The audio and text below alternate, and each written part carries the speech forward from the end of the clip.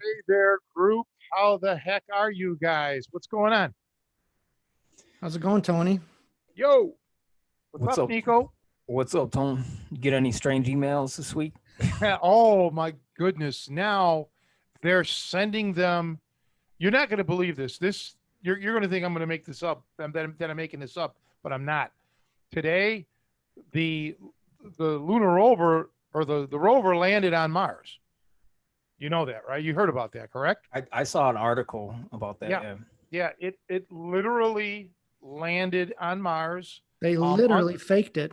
No, don't start that, Joe, because I got an email about you uh from and this is what's unbelievable from a Martian, okay?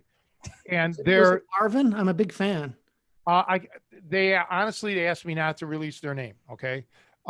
They were highly disappointed. They thought that you were going to be on the spacecraft.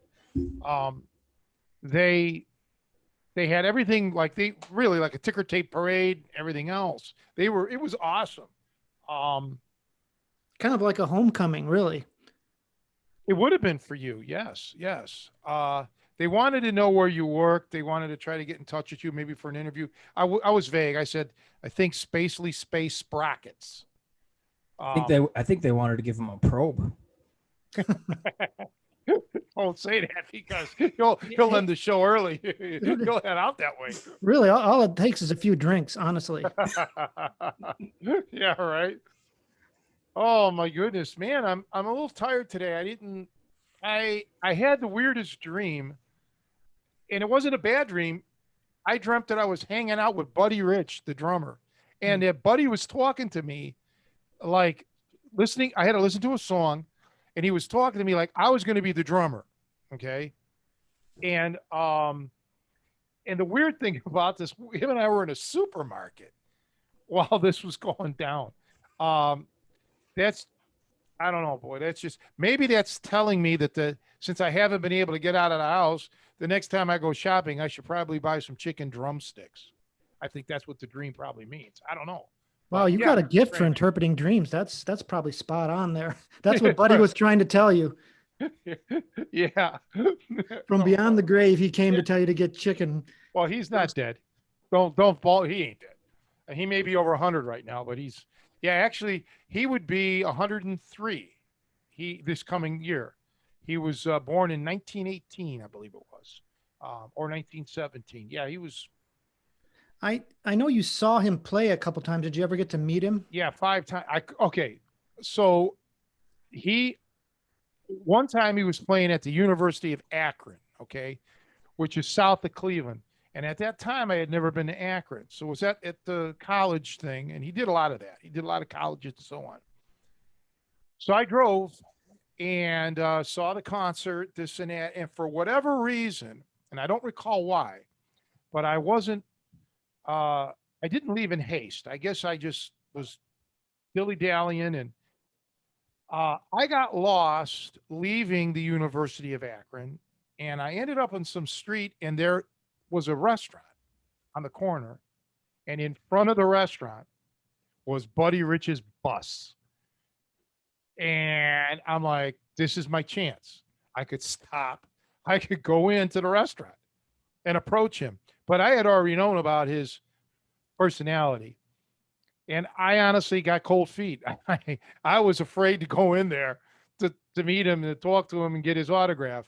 So I could have, yeah, I had the opportunity and I didn't. But I did have the opportunity to see and have sit down with me Louis Belson, who was another phenomenal drummer and has to be outside of the musicians that I studied with, the nicest musician. I mean, the guy was just unbelievably nice, and he sat down on his break. He ended up spending his whole break at my table with my girlfriend at the time. Um, what a wonderful, wonderful guy. Uh, yeah, no, I never got to actually meet Buddy Rich. Can you, like, for non-drummers, is there a way to articulate what made him so special? Was it speed? Was it, what are the things that, like, to the untrained ear, you can say this is what you only hear with him? Yeah. Well, absolutely. He's known for his blistering speed. He was non-Periel when it comes to his technique. Now, he's not all universally liked. A lot of people think that he was, just a big band type of drummer and a soloist. But I've heard him play in small bands, and I heard him play bebop. He could do it. Um, yeah, to me, he was a very just his speed. That's what everybody. His technique was just amazing, and he had power with it. A lot of guys can play fast. Like when you're right on the snare drum like this. Okay, using all the finger technique. This is the molar technique, and this is basically what Buddy Rich did. So, like, I don't know if you can see this, but I wish I had a pair of drumsticks here. But he uses his fingers like this, as opposed to like the arm or just the wrist. He uses the fingers and then the wrist. So let's see. So you're getting that kind of thing. Same with the left hand. You're using your fingers to get that stick to vibrate, and then your wrist. So literally, he could do one-handed drum rolls and everything, right? But he could do it, at a distance too, not just like right there on the snare drum. So yeah, he was unbelievable. He was just one of those guys, and he never trained. He learned from other drummers. He started when he was like 2 years old. You know, Traps the drum wonder they call him. His parents were in vaudeville, and he learned from hanging around pit drummers back in those days. And I mentioned this on, I don't know if it was on the podcast or one of my YouTube videos, but there's really no such thing as self-taught. I mean, you may not have had an official teacher, but everybody picks up from other people. You witness, you see things, you hear things, you know, um, and guys like you guys have influences, and maybe in a fight game. Buddy Rich had influences in drumming. Um, Gene Krupa being one of them, Chick Webb being another. Um, yeah, he was just, you know, the best I've ever heard. It's kind of interesting talking about someone who's just so, like, head and shoulders above everybody else. Kind of segues into something I was asking you about. Um, like, if you want to, it's actually, listen, it's kind of related to a unrelated to fighting podcast that I was listening to, but the debate basically was, is it better, if you want to achieve greatness, to be a specialist or a generalist? Obviously there's cases where that, someone has just like an obsession, or a compulsion about something, where they and they've started, like, there's certain, like, chess whiz kids who were started at a very young age. Or, like Tiger Woods, I guess his dad really drilled him to play golf since a young age. But there's a counter argument saying that, well, that there are exceptions, and there are these stories of people who, were singularly focused in their lives. But there's all kinds of other people who've achieved, world class status on whatever a certain field is. But when you really dig into their backgrounds, they had a diverse, they were generalists for a while. They were exposed to a lot of different things. So maybe, like we talk about athletics, there's they were given examples of people who, played several different sports before they found the one that clicked for them. And having that diverse background, in some ways, gives you a better perspective and maybe better prepares you once you find that thing to move on. So I've kind of made a lot of points. So generally, I guess, in generic senses, is it better to be a generalist or a specialist? And then as a martial artist, I guess, I think we obviously think of mixed martial artists. You want to have a kind of a broad view of fighting systems, but, should you specialize in certain techniques or things like that? So there's a lot to unpack there, but you kind of get what I'm going for. Yeah, I mean, sometimes you have no choice. Like with the MMA, well, maybe it's changing now, but MMA, let's just say, it came out really, the first one was in 1993. Let's just call it 30 years. Okay. It's not quite, but just to give you a nice round number. But, all of those people already had a pre existing background and it continued years and years and years. And to a degree, it still continues, meaning, wrestlers will, after the end of their amateur career, will turn to MMA, let's say, or a guy who did nothing but jujitsu will start taking boxing and taekwondo, Thai boxing or whatever, and you know, uh, so I don't know necessarily if MMA in itself is a good example, but because these a lot of these people already have pre-existing specialties. Um, but I think that's a deep subject because the word specialist to me means you've reached, I mean, that's your single focus goal. That's your, I mean, you may have a background in generalities, but this is what you are known for. And to me, in my mind, uh, you're talking doctors here. Okay. That's the first thing that comes to my mind when you say a specialist. And it's part of the vernacular. What's the matter with you? You're not feeling well. You don't look so good. Oh, I got to go see a specialist. Right. So that right away means this is an elevated thing. Um, Yet a specialist in medicine has obviously gone through all the same training that a general practitioner would, but now they found a niche. They found something that they really, really care about, and it intrigues them and interests them, and they have an aptitude for it. One of my cousins is like that, brilliant man. He's a doctor, an MD and a PhD, and dealing with genomes and all this. He's really world renowned. Um, So you specialize in fighting. If we're going to stick to that, I think that um, okay, when you're a specialist, that's your bag. If you can get to that range, then you should have some dominance. If that specialty allows dominance, okay, meaning let's say your specialty is collie stick fighting, just the stick fighting aspect does you no good in an MMA match because you can't use a stick. But there are many specialists that have gotten trounced in fights. Boxer. I mean, well, yeah, okay. Boxer, for example, gets taken down and put out. A grappler who gets knocked out. Okay, um, and I think to make the to make a comparison, you can have now. This is going to sound like a bash. Stick with me because it's not. You can literally be involved in the martial arts or something, maybe MMA or just whatever, and really not have any experience really with something you're coming up against. Whereas an MD, a specialist, I should say, a medical doctor, well, he's got a working knowledge of medicine. All right.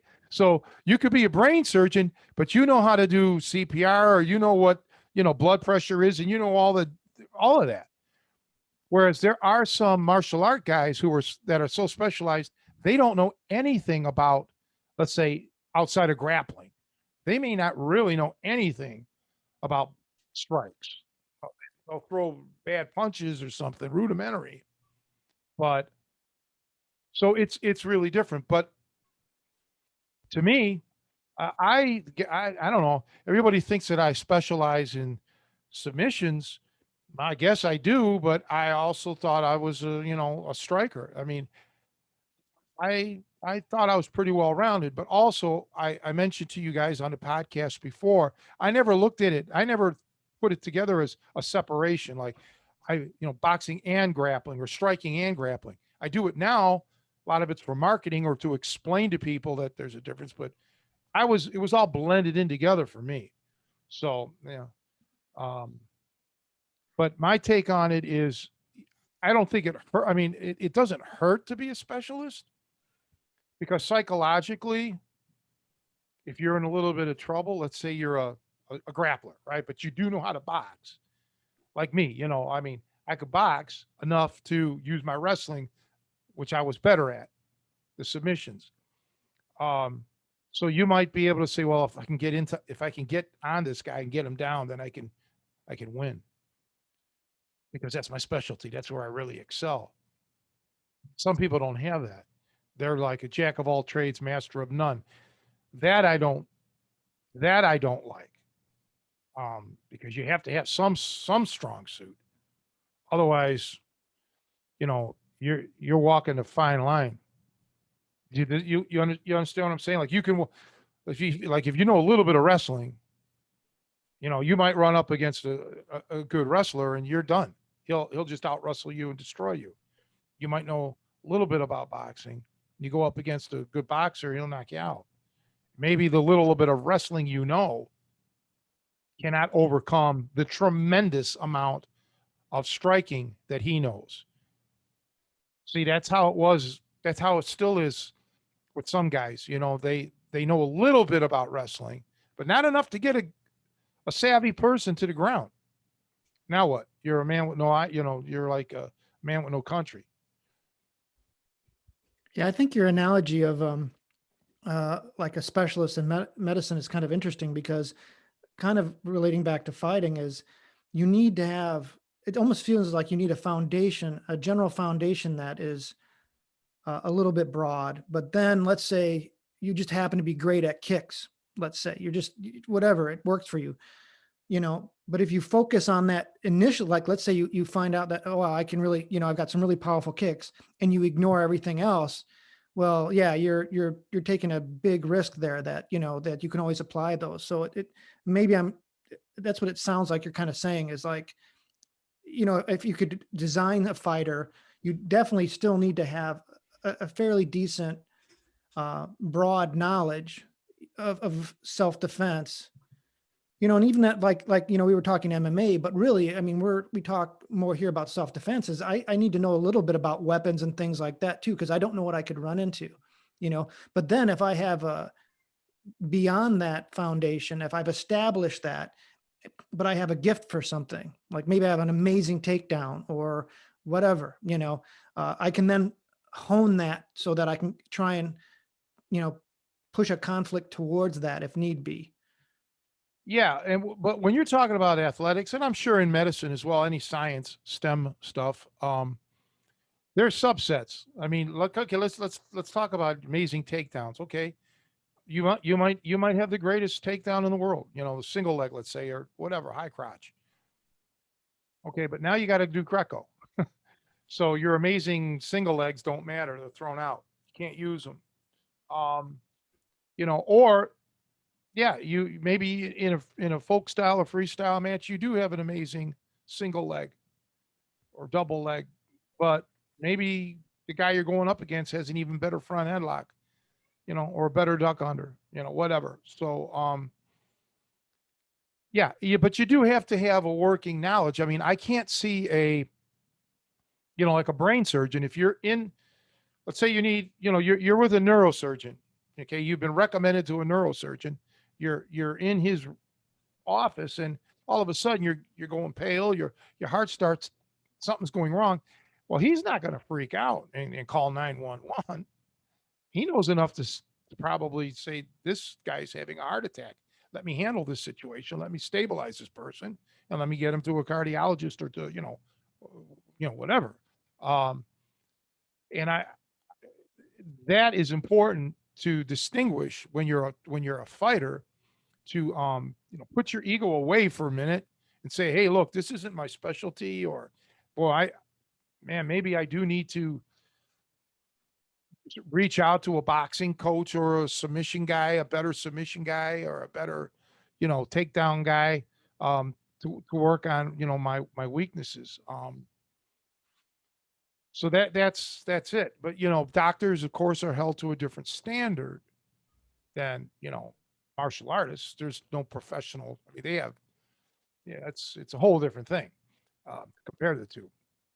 But yeah, I think in the fight game, you have to have some general knowledge here. Somebody asked me a long time ago, and I never heard back from them because I don't think they liked the answer. It was an email. They were kind of leading it on, like basically saying, in a street self defense, you only need to know a couple of things, right? Isn't that right, Tony? Because this was like a debate that was going on, I guess, in some internet forum. And I told him, no, you got to know everything an MMA guy would know and more. Okay. You can't rely on a trick.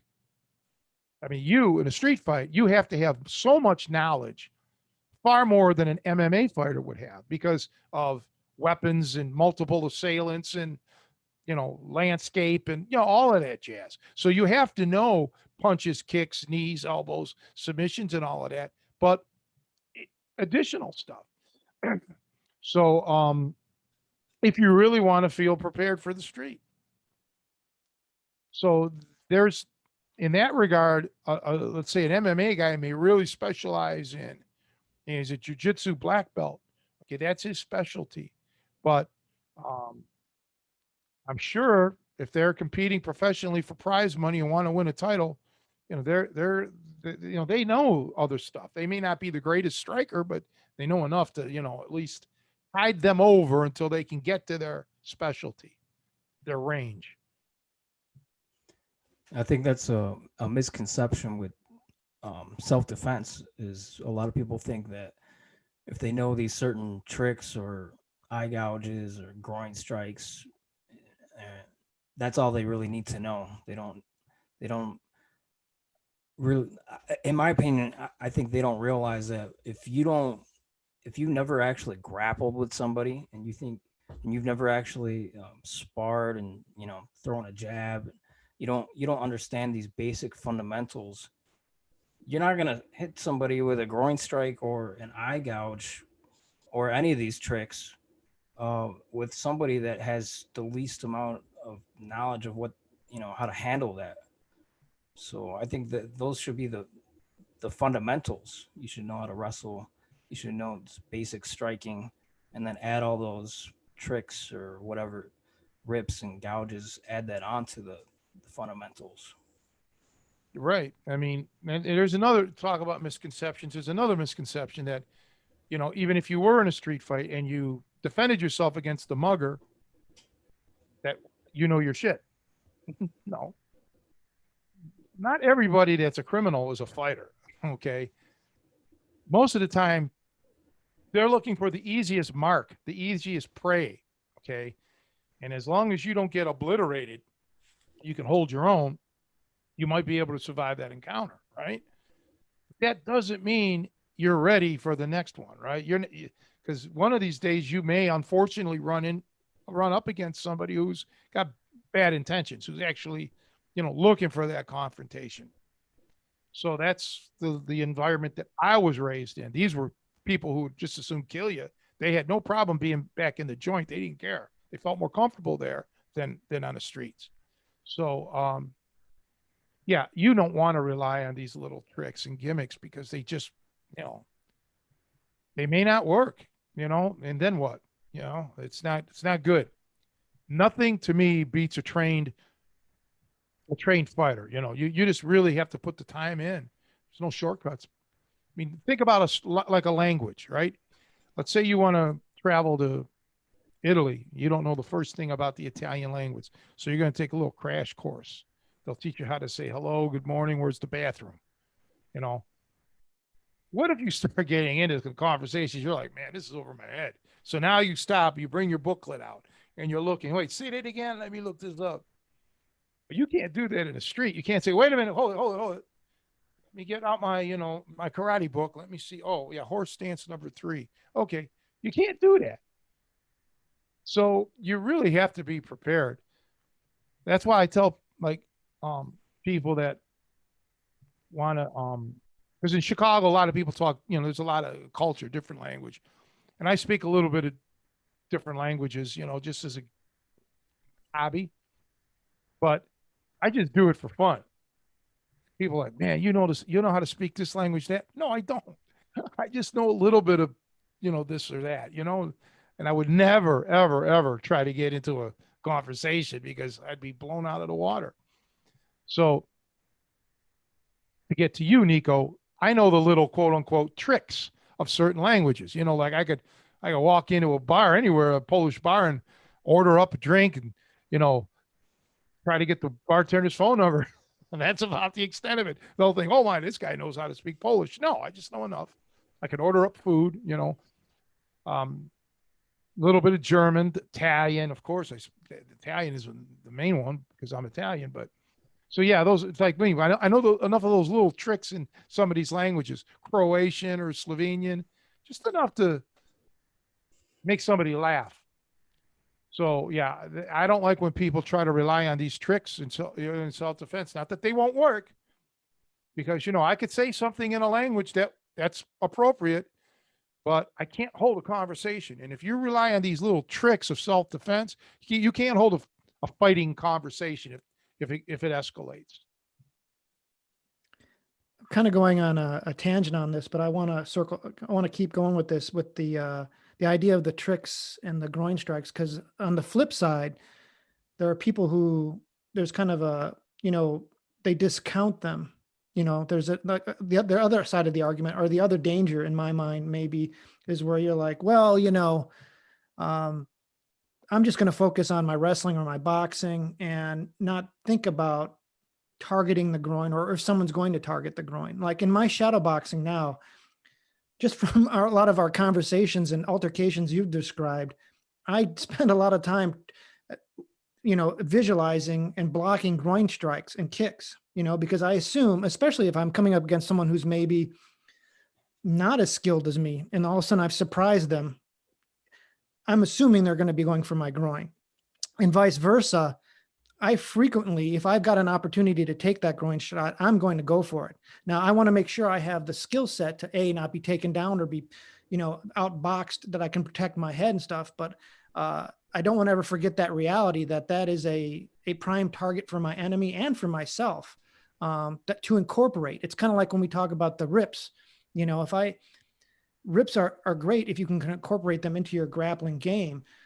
You can't use them isolated. Like if I say, oh, I just know some painful rips, that'll stop somebody. Well, it's got to be on a foundation of real skills. I think it's the same. And actually, I guess a groin strike is basically a rip of a sort. But anyways, what do you think about that? Exactly. Yeah, it's all about control. Yeah, of course, that's what ripping is, and you need to know all those things. But you're not relying on those tricks. So you're not relying on just a groin strike. You know how to get to that groin. You know how to control that man, and get into the position where you can utilize that either via grappling or even in your striking situation.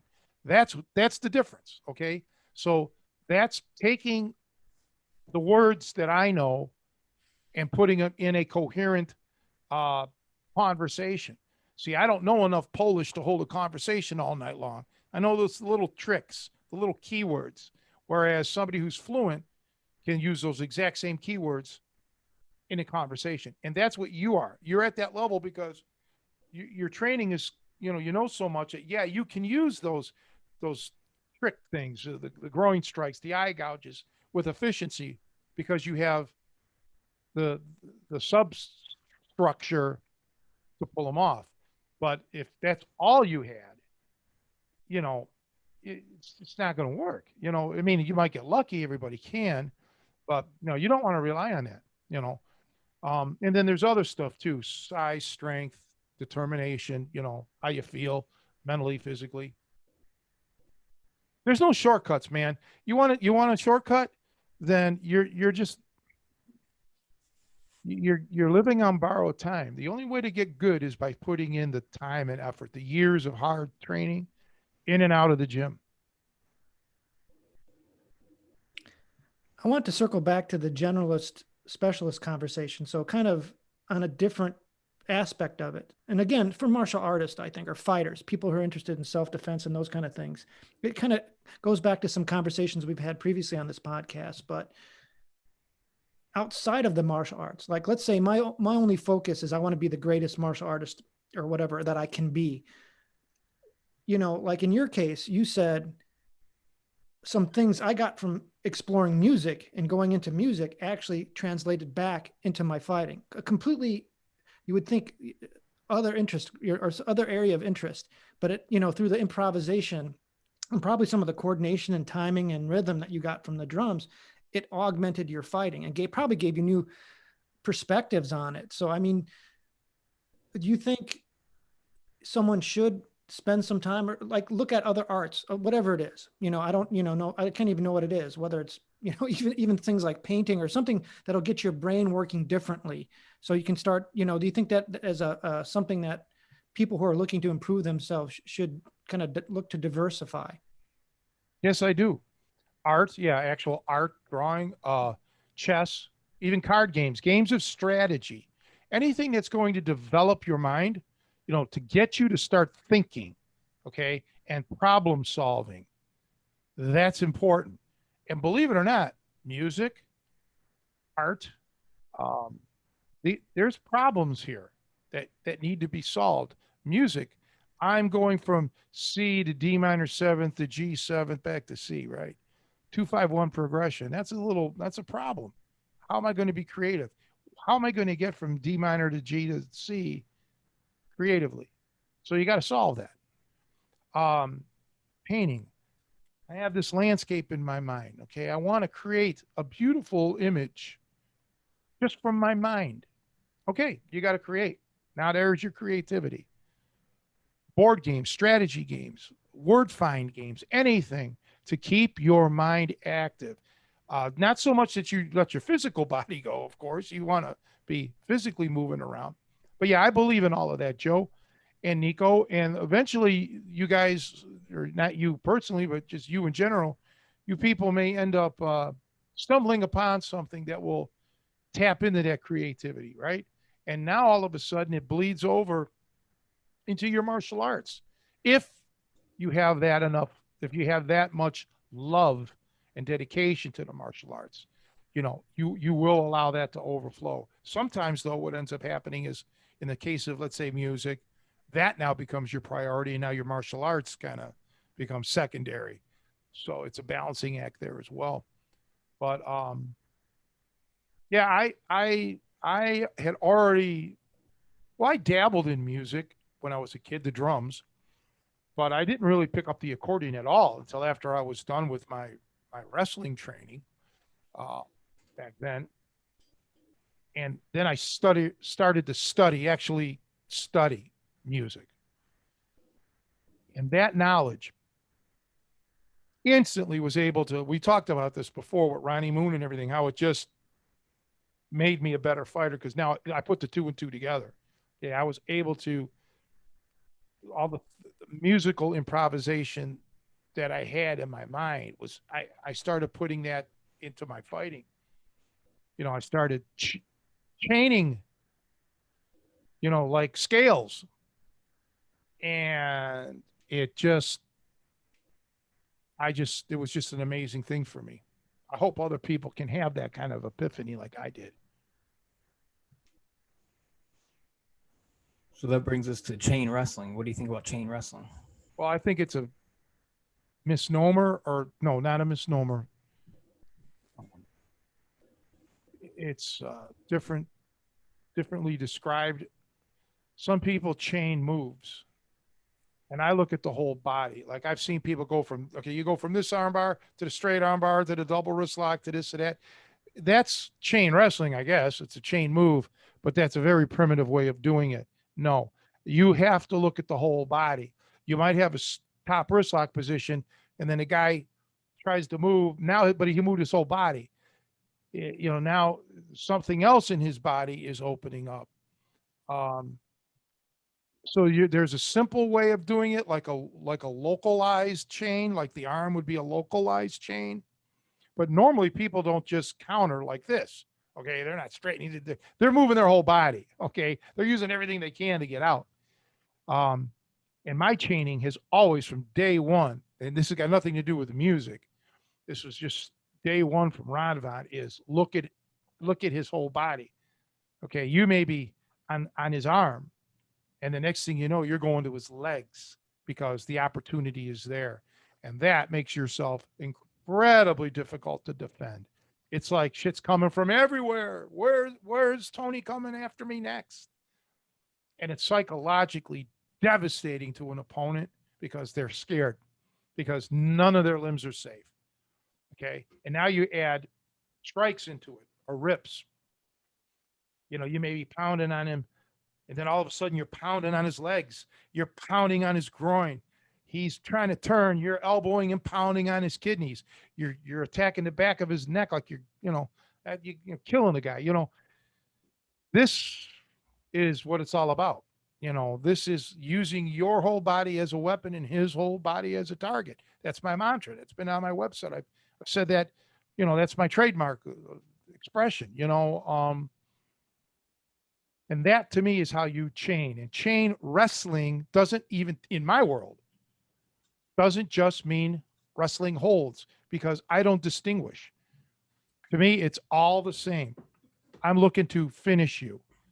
And so I may have that top wrist lock, let's say, or I'm trying to go for it or whatever, and you're trying to make a counter. Now I'm going to chain to an elbow to your face, or I'm going to chain to a fish hook in your mouth, or whatever. Okay, you just don't know where my chains are going, and all under the semblance of being totally in control, and that's the ultimate control. And if I let you move, or if you're moving, it's because I'm letting you move. And that's how I spring the trap because you'll do anything to get out of the situation you're in. And little do you know that you're just going into the abyss.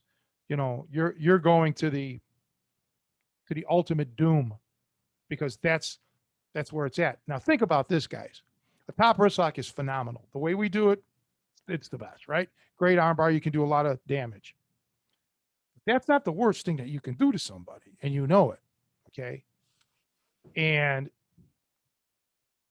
in hindsight, some people may have ended up saying, man, I would have rather him break my arm than what ended up happening to me. Okay. So I know that if I'm going after your arm, you should in a way be thankful that that's all I'm going to try to do to you. Okay. And there will be a specific reason why I'm going for your arm, perhaps. But you need to know. See, so many people just want to end it. Okay, I just want to get this fight over with. I have a purpose. Okay, I have something in mind here. Right. And luckily, I have the ability to do that. So I don't necessarily need the first thing that comes along. If you get my drift, I will create the ultimate thing that I want. So if I want your neck, I'll get your neck. If I want to break your leg, I'll do that. If I want to arm lock you, I'll go for that. I'm going to make the decision of what I want. And that's the highest level. I mean, that's like a musician being able to play in all 12 keys or just creating spontaneous melodies in their improvisation. That's what you want to strive for. Okay. You don't want to be a musician that can only play in the key of C. You want to be able to play in all 12 keys. And that's how you are when you're fighting. You want to be able to do anything you want to do to the guy.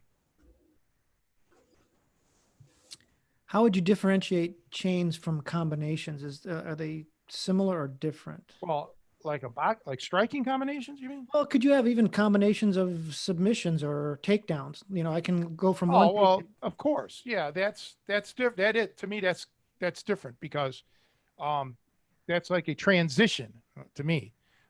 Except for strikes, because you have a combination like the 1-2 or something like that, 1-2-3 or whatever. That's just a repetition, right? Or not a repetition, but it's a pattern. For me, chaining though is completely different because I'm not reacting, I'm proacting. I'm making you move. So a lot of times, like you'll do a transition because you already, you're reacting to what the guy is doing. Whereas with me, I want to create the movement. Okay, I'm not just, oh, here's something now. No, I already have it pre-planned. So that's me. But some people may want to play the semantic game and say, well, if you transition from a double leg to a single, or from a single to a double, That's a chain. And if they want to say that's a chain, that very well may be in their world, in their vernacular, that's a chain. I don't look at it like, I look at that as like a more or less of a transition. But for me, um, my chain will not be necessarily a smooth, logical thing. It won't be. It could be a leap. Let's say, okay. It would be almost like, now I wouldn't do this, but just to put it in a graphic, would be from going like from a low single all the way to a snap down, right? I mean, you wouldn't do that because it wouldn't work out. But on the ground, a leap like that can happen. So that's a chain to me. So is it something that you might have a rough plan to do, or is it reactive? Like you say, oh, you see an opportunity happening as Well, like, you can have that too. I mean, yeah, you should be very reactionary or be very observant to what the person does. So if all of a sudden this person just gave you the open door, like if it's a tournament, if it's a sport aspect, yeah, then just totally be reactionary. You're not out to deliberately hurt your opponent, and it doesn't matter to you if you submit them with a leg lock or an arm bar. Okay, in a tournament, you just or competition, you just want to win. All right. I'm talking about in a different thing. I'm talking about in a street scenario or life or death situation where you have you know what you want to do to this guy. Okay, because in a street situation, breaking his arm, let's just use that as an example, may not stop this guy. Okay. You may have to do something else. Breaking his leg, toe holding him, heel hooking him, whatever, just may not be sufficient. That might not be enough. Okay. I'm using that as an example. You just got to know. You got to read the situation. And it's deep. So for me, yeah, I have always the rips are designed probably for what you're talking about. When I rip you, I know that I'm going to get some sort of reaction. Your arm's going to come up, and I'm going to chain from that rip to the top wrist lock because I know from years of experience that if I rip you in a certain way, that top wrist lock is going to become available, or the double wrist lock is going to become available. Um, in that regard, that's a chain to me. I've chained because I already know that but I chained from a rip to the submission. so is it kind of a mixing of, kind of a surprise mixing of techniques, or like, or Yeah. unexpected? Well, it's unexpected for the opponent. It's expected for me. But yeah, I told you, I don't, when I'm on the ground, I don't think of just grappling per se of, I think of finishing the fight. And that means ripping, biting, elbowing, submissions, hooks. So I don't distinguish. Same with on the feet. I don't sit there, and I just, it's all blended. My mind doesn't work as I'm in strike mode, now I'm in grappling mode. My mind constantly works on I'm in finish mode. Okay. So normally, if it's just a bullshit thing, where I don't really want to engage this guy, I'll probably just knock him out, or hit him enough that I can put him to sleep on his front figure four choke or something like that. Put him to sleep, and that's it. Or restrain the guy. Fine. But if I want to go deeper to this, I might say, well, this guy looks like he needs a broken arm tonight. Now, oh, it happens, Nico. Um, then I plan accordingly, and I'll do what I have to do to get that broken arm. Training for that. So do you, and this was kind of where my question to you kind of offline was about, because sometimes I'll drill certain submissions in a pattern just to kind of make sure I remember them. It's kind of like playing your scales, for instance. Um, is that okay? Is there like a limit? Obviously there's a limit to what those can do. Or do you think, or also I was thinking is like, well, how many is realistic? Like how many moves sequentially in a fight can I plan for? Can I say, I'm going to drill these 7 moves because I think it's the most likely progression to go? Or is that, kind of training unrealistically? Um, okay, so fighting is what's the word I'm looking for? interpersonal, you what's the word? It's a common word. I can't think of it. When you interactive, that's the word. It's interactive. Whereas music, it's you and you and your instrument, and the only thing that's limiting you is the key that you're in. Your instrument is not attacking you back, is what I'm getting at. Okay, you always You're in my know. band, that might be different. Yeah, right. But in a fight, it's total. With the interaction, I don't know what you're going to give me, right? So that's how people think. What's this? What kind of energy is this guy, going to give me? So I try to take that out of play as much as I can. I learned many, many years ago, um, actually from pool too. You can kind of relate to banking because I'm a bank pool player. Um, I want to just take all the, boy, I'm not thinking of the word, not mysteries, but I guess, I just want to have control. Okay. And I don't remember the word. The word is important that I'm trying to think of. Not subtleties, but, you Like know, variables. yeah, that's the word. Variables. Exactly. That's the word. I want to get as much of the variables out. Okay. So if if if I can just overwhelm you, and that doesn't mean like bum rush you or anything, but just be in total friggin' control, I can take a lot of these variables out. And another important thing is time.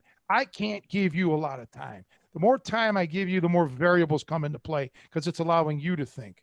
Okay. So I'd rather be actionary than reactionary because reaction slows you down. So I'm going to be very offensive, okay? Not so much defensive. Doesn't mean that I'm haphazard like I would if we were striking. I wouldn't walk up to you like this. I'm going to have my hands held properly and everything, but I'm offensive minded because I know that I have command of a lot of tools that most people don't have. I can strike elbows. I can do all, take down everything.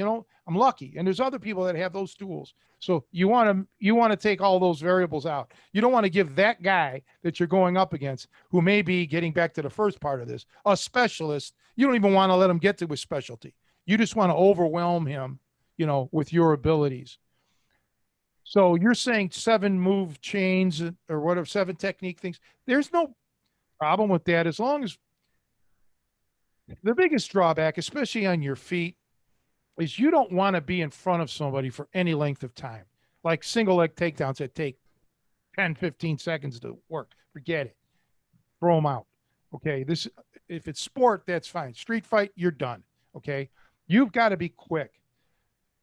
You've got to get in and out fast. Don't be like there too long. So,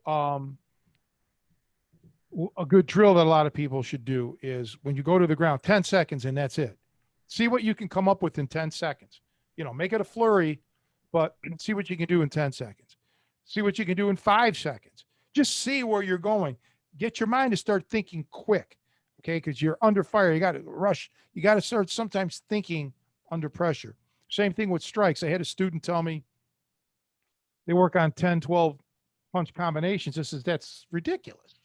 You don't throw 10 or 12 punches unanswered unless the guy's already on Queer Street, right? You don't want to be in front of a guy that long, all right? Especially now with all the other fighting, he can grab you, he can pick you up. You want to hit one move and get out of the way. You don't want to be around, for 10 seconds standing in front of a guy.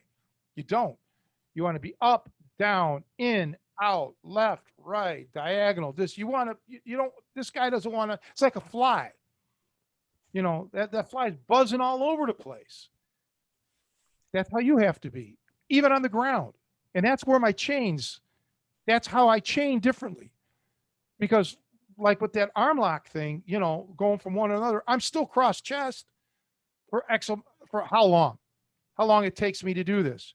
I don't need to be across chest of you that long and worry about somebody else coming from behind me when I'm not watching and knock me out. I need to be around you. I need to be all over you. I need to get that fight over with quickly because I don't have eyes in the back of my head. So I got to make sure that I see everything. This isn't sport, fellas. This isn't the safety of a ring or something where you got a referee and you don't have to worry about everything else. It's a panic attack when you're fighting.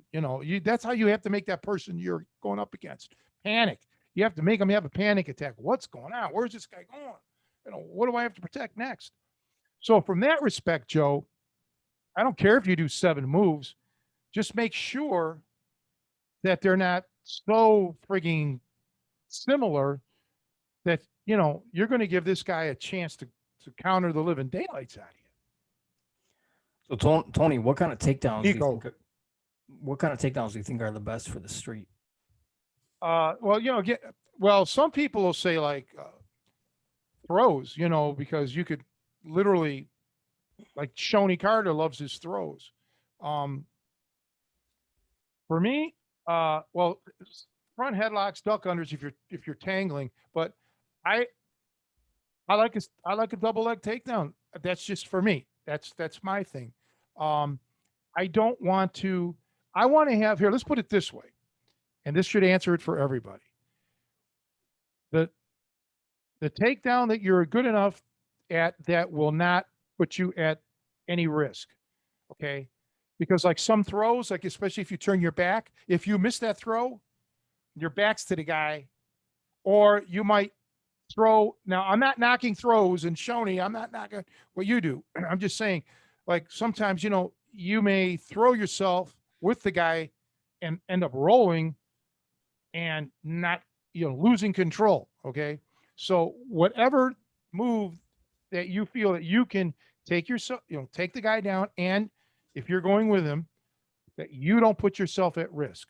For me, a double leg is very good. A duck under, if we're tied up, I really like my duck under, but I'm not going to tie up with you if I don't have to. Um, Especially because you might be pulling a knife, pulling a gun, So you know, for me, it was a double leg, and I have no problem hitting the knee. I've had guys talk about that. You're not going to feel that, and I don't care if I rip my pants, man. My God, I've had all these emails asking me questions about that through the years. You've seen me demonstrate a double leg where it's a glide, where there's no impact on your knee. If there is, if you hear that thud when you hit the ground, that's a problem. You didn't do that double leg properly. All your energy is crashing into the ground.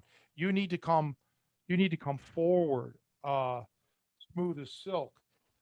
And so and again, you got to be careful when you do the double leg, of course. You can't be haphazard and worry about getting choked. But another beautiful thing is if you're striking already with the guy, if there's punches and shit going on, now maybe, the closer he is to you, as long as he's coming towards you, you have a better chance of making this move work. Now, somebody else, they may have a completely different takedown. It's what they feel they're more comfortable with. But my only advice is make sure that your takedown is fast. If it fails, bail. Okay? Don't fight the finish. This is not a sport. You don't get points for finishing the takedown. Okay? If you failed, bail. Try something else. Because man, you don't need to be ganged up on or worse.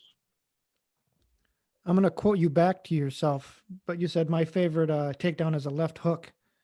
Oh well, yeah, of course, a knockdown. Yes, my favorite knockdown is a left hook. It really is. But Nico was actually talking about a wrestling No, I thing. know. I just, But yeah, I mean, like I said from the very beginning, I'd rather strike you than have to take you down.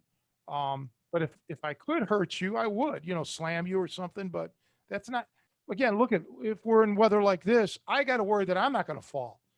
My friend just fell. When was it? Sunday, and broke his hip. Now he's in a hospital for a hip replacement. They replaced his hip. So that's what I'm saying about a legitimate takedown, a wrestling takedown. If you're doing this on the street, make sure you don't hurt yourself. I've seen guys do, belly to back soups and knock themselves out. You have to be. I mean, it's a great throw if you can get it. Maybe it may be risky to you. So I don't want to hurt myself if I don't have to. So I'm more conservative, I guess.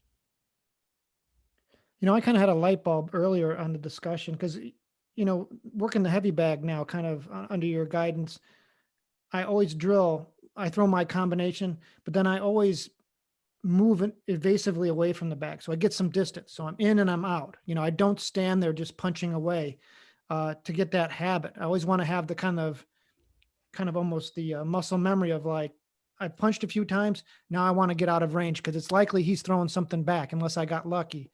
But I never really thought about that with my grappling training. So, like when we've drilled in the past, it'll be like, okay, I take a person down and then we start rolling and we're rolling for minutes at a time, where it's like I should go down.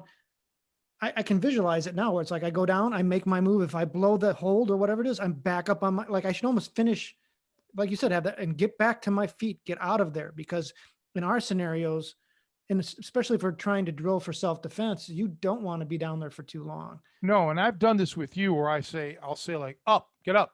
Mhm. And you have to know that even if you're the top guy, that the guy on the bottom is not holding you down. Okay. You've got to make sure that you can get up when needed. Okay. Like instantly, if possible, or relatively instantly, within less than a second, like elbow him or stick your finger in his eye so he'll let go if he's body locking you so you can get back up. Okay. That's the thing about control. Control is not dependent on position alone. It's dependent on literally who is dominating whom. So you can have the identical position and the guy on top could be in control, and with a subtle change, the guy in the bottom could be in control. For me, I always want to be able to get up, okay, when I can. Uh, that's why it's imperative that you're never stuck to the cross, man. You've got to find a way out, top or bottom. You can't be you know at the other person's mercy. This is something that needs to be drilled. But I've done it with you. I know it. I've done it with most of my guys. All right, get up. And you got to be able to get up. Oh You yeah, no, know, I remember that. I was just thinking, gosh, when I was talking about, because I asked you about how I should drill on my own and just, I'm shadow wrestling, but I should always finish whatever I'm working, popping up and getting back to my feet, yeah. Well, do that on the heavy bag. Throw some punches, back away and sprawl. Right, sprawl. Do a sit out. Do a hip heist, and then get back up on box or hit the bag. Start incorporating it because you know it's hard with a heavy bag. You can't overhook, and pretend like you're getting a wizard or something. But if you work on sprawling while you're punching, because here's the problem with people in general when they're boxing on that. See, they don't they they differentiate between strike and grapple. This is the big problem. This is why I just really I mean, I know that people sometimes have to go to different instructors for strikes and grappling, but that's such a problem because there's a line of demarcation there. Okay. Your brain is like the minute you walk into your strike gym, that's all you're thinking about is striking. The minute you go to your grappling gym, that's all you're thinking about is grappling. No, no, no. Your brain can't work. You're setting up, you're compartmentalizing things. In the real world, you have to instantly blend it all together. There's just no stopping. I'll tell you one of the greatest examples of what I'm talking about is when you get a foreigner, okay, and you can listen to them talk. Their native language may be something else, and they'll be talking in English and they'll throw out their native tongue, or they'll be talking in their native tongue and start talking in English. They're not conscious.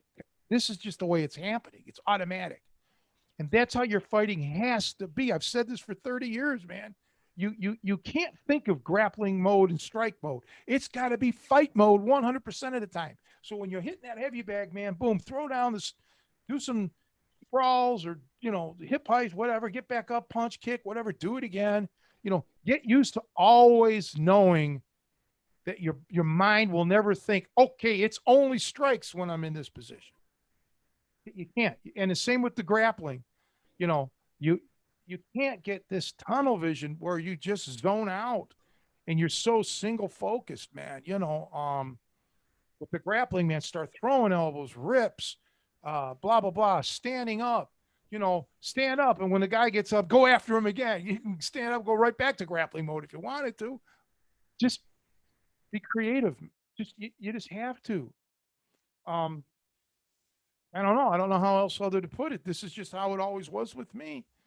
Maybe I was a natural to it. Maybe it just came natural, but I don't know, man. I always think back in retrospect that I worked my ass off at all of this. And, you know, I don't know. I just think thinking, change the way you think, and you'll, you know, change the way you fight. Just like the REBT thing in psychology, change the way you think, you change the way you feel. Well, you change the way you think, you'll change the way you fight. So we should probably change the way you train too, Well, and sure, change the way you absolutely. fight. Yeah. Yeah. Well, yeah, exactly. And that's, again, I'm not trying to, cock block anybody out there, but the fact of the matter is, if you're just a grappling only gym, well, yeah, the guy's got to go to a strike gym if he wants to learn striking, and vice versa. Better than nothing, I guess. Then it's on you, the student, to do as I just said, blend it together. Since neither instructor is qualified enough in the other art to do it, you have to do it. But ideally, you want somebody that blends it all like I do. And there's probably others I don't know, but just man, it's so much. I mean, you just become it's automatic. You know, so that's why I can watch the MMA matches, UFC types, and all of that. And I can just sit there and say, okay, he missed this hold, he missed this move, or this approach, or he should have done that. Blah blah blah blah blah. It comes easy to me. Okay, just as it would come easy to you if you listen to somebody talk about something. You would have said, "Oh, I would have said this." It's no different. We're all capable of doing this. And we all do this in other avenues of our life. It's just doing it when you fight.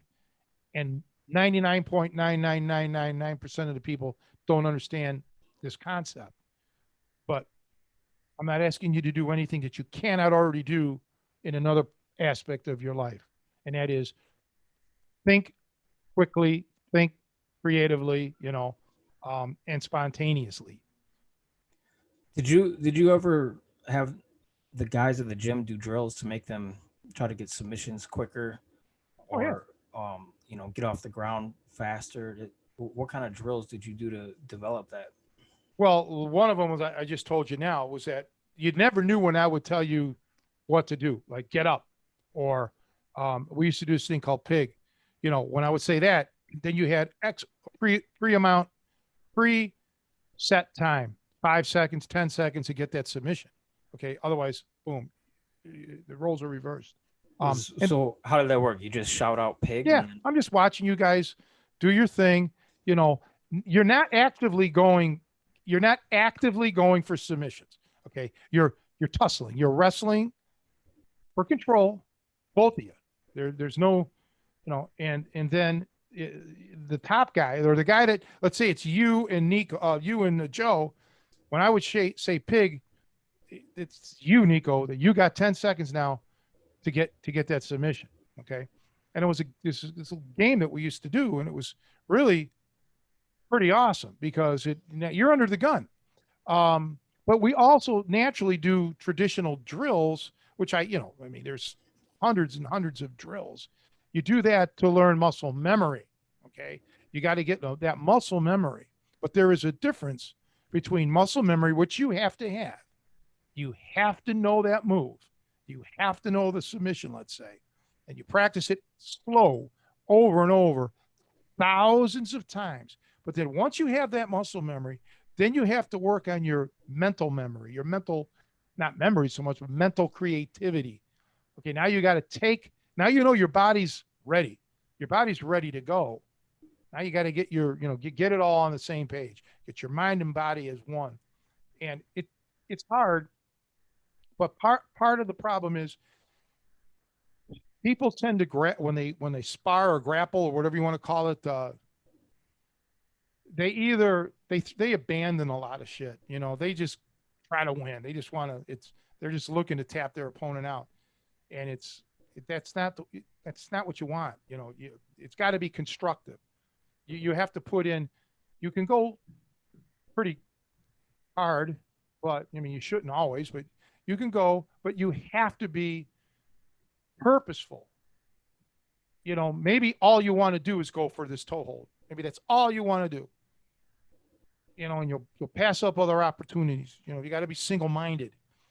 You got to just work on your deficiencies. I told you before, I got so good at the top wrist lock that that's all I was going for. And my coach said no.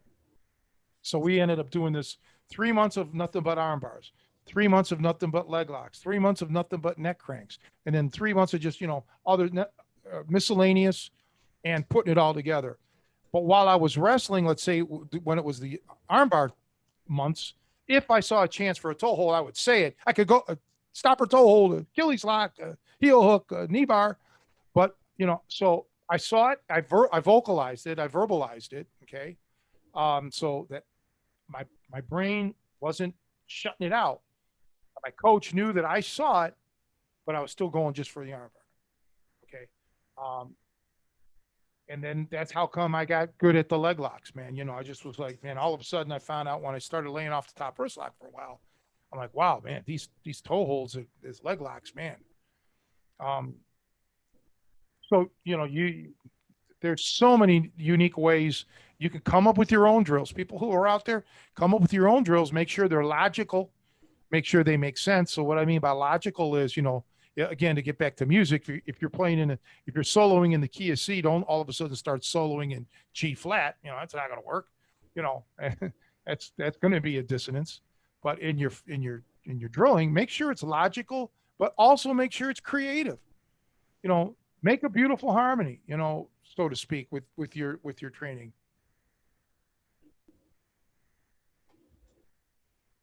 So did you ever take like one of your athletes and pull them to the side and say, I only want you to go for this submission when you're going live, or go Yeah, for this, and not tell absolutely, anyone?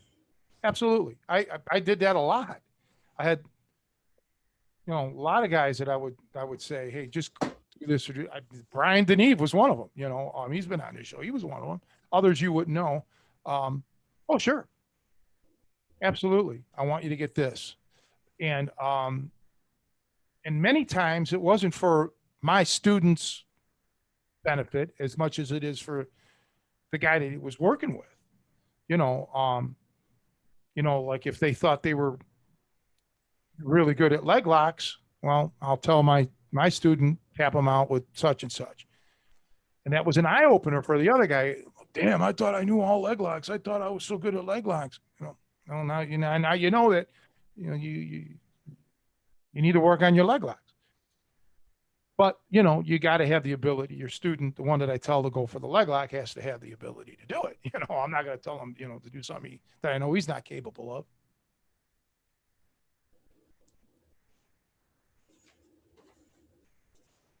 Hello. Yeah, we covered a lot. I think that was a lot of heavy topics in a short amount Well, of time. let's take the last few minutes, 5 or 10 more minutes, and just unwind a little bit because we're wrapping up the month of February here in the year 2021. We're not quite. I think we'll have one more show before the end of February, but people may hear these videos or uh, podcasts years from now. But yeah, for me, it's not being stale. It's being very creative. And remember something, people. As you age, and just time itself wears you down, what you may have been good at when you were 30 years old, your body may just not, you may not be able to do it anymore. Doesn't mean you quit. Means you move on to something else in this realm of fighting that you may have to excel at, or maybe it's time to, you know, bone up on some stuff that you may have put away. Like I just mentioned, I would rely on the top wrist lock so much, and and it was thankfully my coach says start doing other stuff. Maybe that's something that you need to start doing as well. But Joe, I got to say, it's your hair. I just don't know. Every time I think, one other thing, I'm gonna make Sylvia Lewis very upset. Um, there was an episode today of The Love Boat. Unfortunately, I couldn't really pay attention to it because I was getting some information about Scott. However, Julie Newmar was on it, Mm. and of all things, she was tying up with Don Knotts in this episode, which There should be something. There should be Well, there's laws good against for all that. of us, right? Yeah. Yeah. But Julie Newmar's back to number one. When I saw her in this episode, she must have been in her prime. I don't know. Maybe she was 40 when this episode came out. I don't know. Yeah. I'm sorry, Sylvia, you're still there. But it's back to Julie Newmar as the most beautiful woman that I've ever seen in my life. Um, but Joe, with your hair, you're going places, man. I've said it before and I'll say it again. So would I be number 3 then? So it's Julie You're Newmar, Sylvia yeah, Lewis, and then Sylvia Lewis, and then yeah, and then probably Josie Cardinal.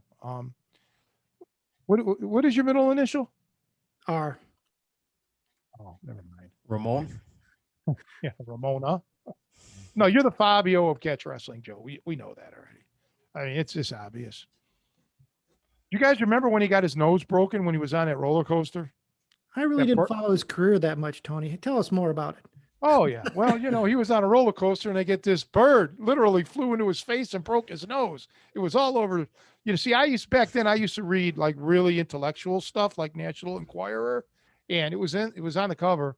But yeah, he got hit in the nose with a bird. I mean, okay. How often does that happen? That's never happened to me, although I have to admit I've been flipped the bird many times, but never hit in the face with one. Yeah, well, like you said, I think, you always encourage me with this podcast. There's no shortcuts. If you want, so definitely if you want the hair, it's a commitment, And you're doing it. And believe me, it is.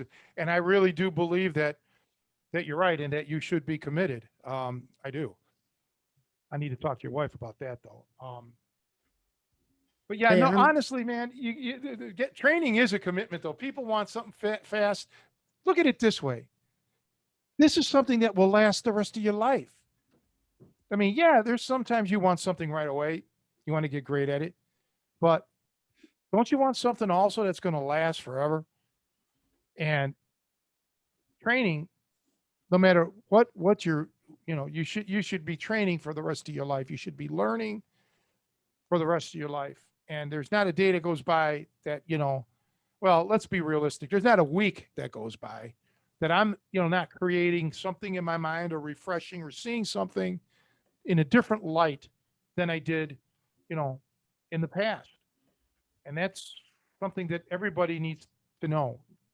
Just keep your mind going. What do you think, Nico? Yeah. Uh, I think I'm done thinking for the day. that's the problem with recording these in the evening, man. We're just Yeah, yeah, me too. I'm real tired, but well, I guess then we'll wrap it up. But I do want to tell everybody out there, hit the like and subscribe button and ring that bell, please.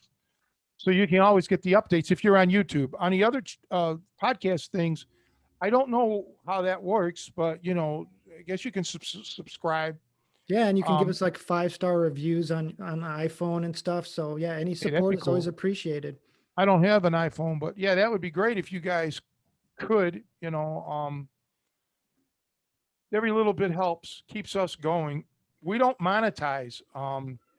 We do this, all this equipment that we purchased, we did this all on our own, but we'd like to start monetizing, but that's up something Joe handles all that YouTube thing.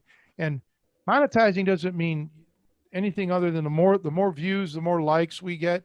But we will be working on something separate, which is a subscription thing. This will always continue. And my 3-day a week videos on YouTube will continue. Maybe not always 3 days a week, sometimes maybe once or twice, depending. But we will be setting up probably a monthly subscription where you'll be getting a private video. Let's put it that way. But hit the like and subscribe button and ring that bell, and you'll find out more details. See when we have it all firmed up. And yeah, that's all I have to say. Right. Well, that was a really good talk. Definitely insightful. Oh, one thing, I dated a girl who was a DJ, and I guess she told me there was a technique that they used to call in broadcasting school called puking. Okay, that's what she called it, puking. Oh yeah, I know. Yeah, actually, Mark, our singer, was a broadcaster too, and he talked about that. Yeah, and it's like you don't want to do it because I would do that. I would, when she'd start going on about something, and then I'd start my puking voice, which yeah, it didn't go over too well. But that was the way. I think she got the hint. Well, she got two hints. Tony wants me to stop talking, and I want to stop seeing Tony. So it kind of worked out. So, but yeah, So we'll have like, to yeah, use our puking's puking like, voice. yeah. So join us next week on the Snap No Pet podcast. You have to Yes, get your coming to you live from Chicago, Illinois, broadcasting to the 42 streets on the north side. Go ahead, Nico. Let's hear your puke voice. He's too Let's tired. get ready to rumble. Yeah, that's making me puke. All right, guys. We'll see you next week on the Snap No Tap podcast. later. One.